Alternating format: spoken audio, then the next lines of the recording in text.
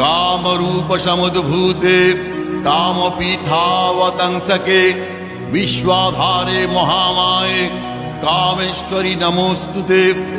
अव्यक्त विग्रहे शान्ते संतते कामरूपिणी कालगम्ये परे शान्ते कामेश्वरी नमोस्तुते।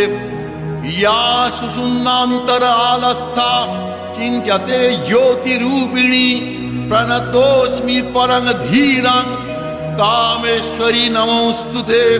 दंष्ट्राकरालवदने मुण्डमालोपशोभिते सर्वतः सर्वगे देवी कामेश्वरी नमोस्तुते। चामुण्डे च महाकाली काली कपोलहारिणी पाशहस्ते दण्डहस्ते कामेश्वरी नमोस्तुते। चामुण्डे कुलमालास्ये